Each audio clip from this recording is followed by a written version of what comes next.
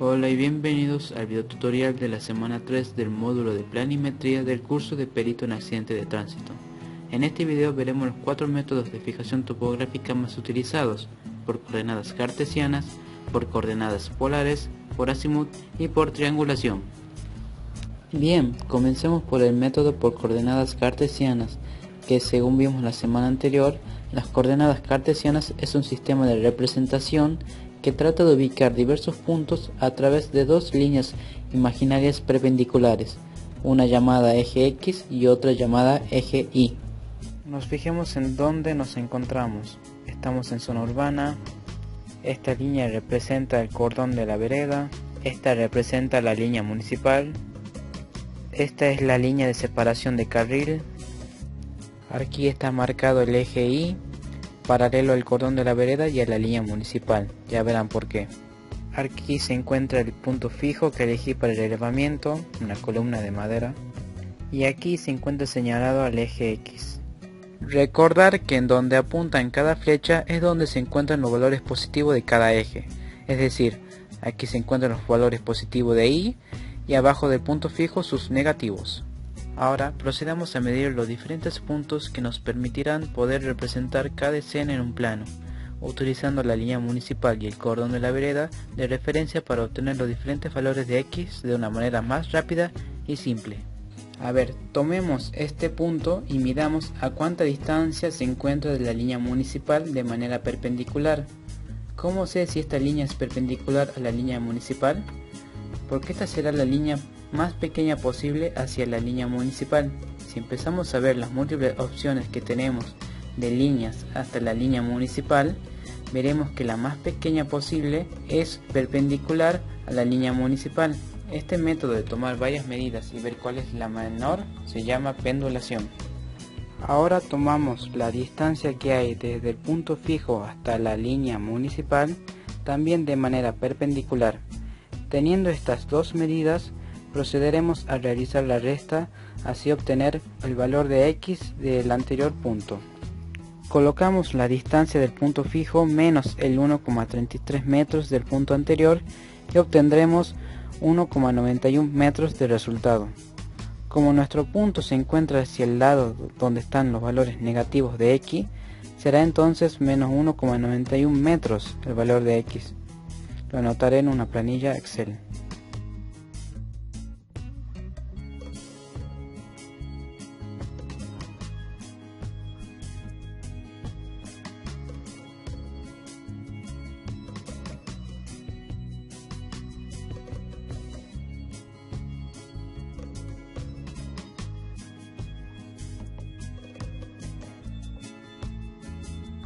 Bien, ahora veremos cuál es el valor de Y de ese punto, tomando la distancia desde el punto de la línea municipal donde se realizó la primera medida hasta el otro punto, también de la línea municipal, de la medida que se realizó desde el punto fijo.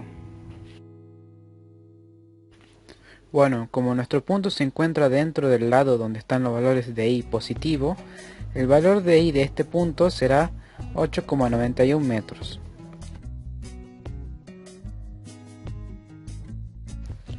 Y damos este punto que representa la esquina de este auto. Como la llegada hasta la línea municipal está bloqueada por el mismo auto y el árbol, utilizaremos la línea del cordón de la vereda para que nos resulte más fácil medir. Como el punto se encuentra hacia el lado derecho del cordón y el punto fijo hacia el lado izquierdo, la operación correcta para encontrar el valor de X de este punto es la suma. Teniendo 0,76 metros del punto fijo hasta el cordón de la vereda de forma perpendicular, le sumamos los 0,36 metros del punto anterior, obtendremos 1,75 metros, el valor en X de la esquina delantera izquierda del vehículo. Medir el valor de Y en este punto es igual que en los demás. Se mide la distancia entre los dos puntos del cordón de la vereda generados por las dos medidas anteriores. Ahora comenzaremos por el método por coordenadas polares. ¿Cómo ubican cada punto las coordenadas polares?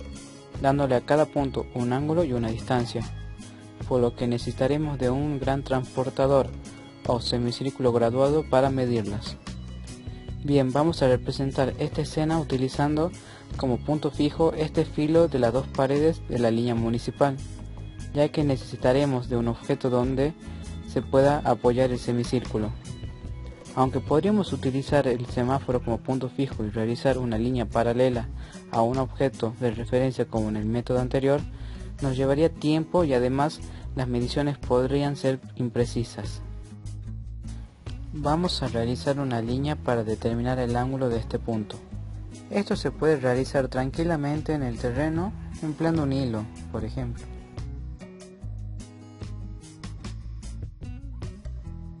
Mediremos el ángulo a partir de la línea municipal.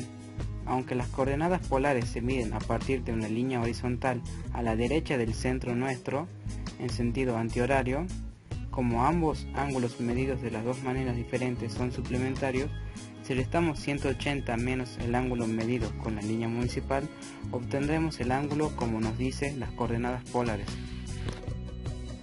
Lo anotaremos en una planilla Excel.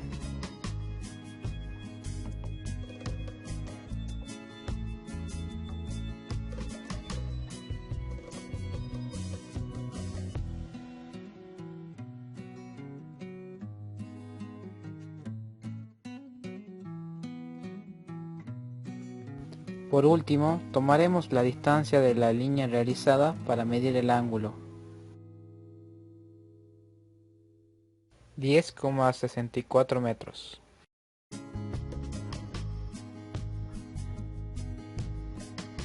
Y este punto ya se encuentra ubicado por coordenadas polares. Vamos a realizar el método por azimut.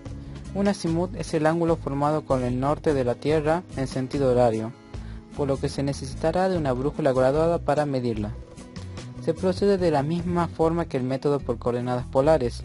Recuerda que la brújula se debe encontrar en el centro del punto fijo, como es en este ejemplo, se encuentra en el medio del cordón de la vereda, justo donde termina la parte recta y comienza la parte curva de esta.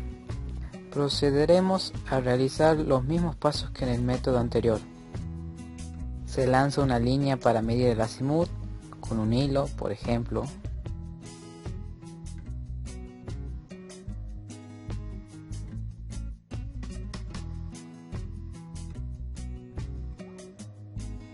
Lo anotaremos.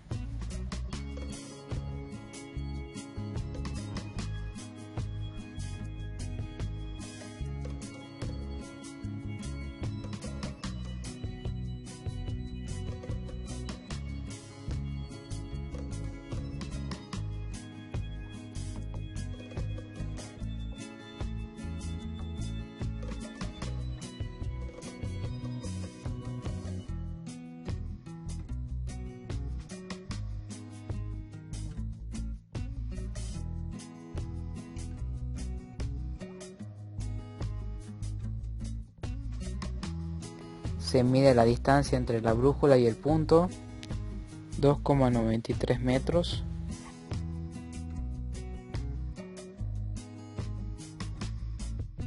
Y ya tenemos listo la ubicación de este punto por azimut.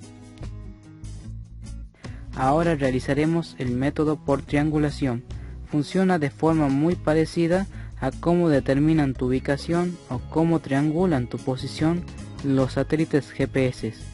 Este método no necesita de un objeto de referencia o una línea, como los demás, para medir, pero se necesita de dos puntos fijos, por lo que es más conveniente en zonas rurales. La triangulación consiste en medir la distancia desde cada punto fijo hasta el punto que queramos ubicar, para que luego con estos datos ubicar ese mismo punto en un plano.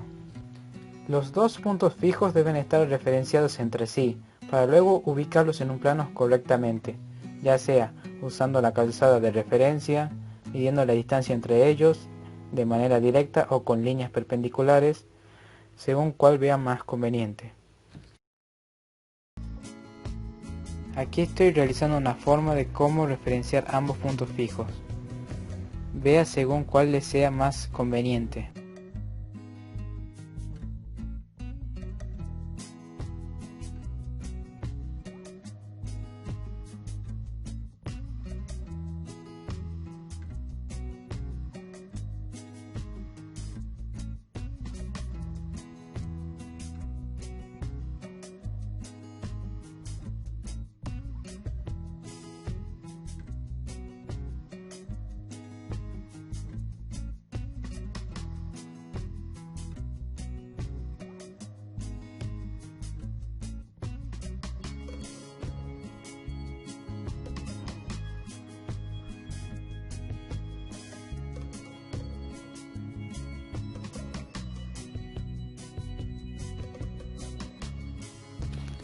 Bueno, comencemos. Primero tiremos una línea desde el punto fijo número 2 hasta la esquina trasera derecha del auto verde.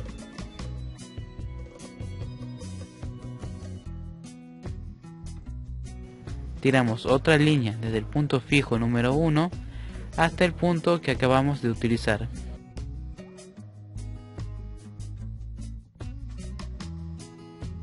Bien, teniendo estas dos líneas, procederemos a determinar sus distancias. Veremos primero a la línea del punto fijo número 1. Movemos esto para acá.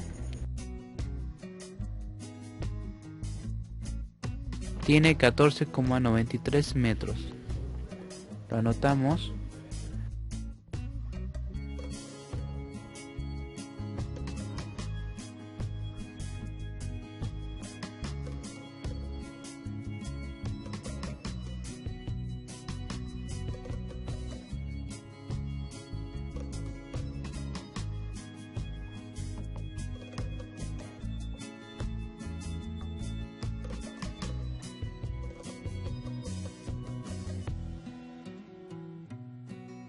Ahora vamos a la línea realizada con el segundo punto fijo.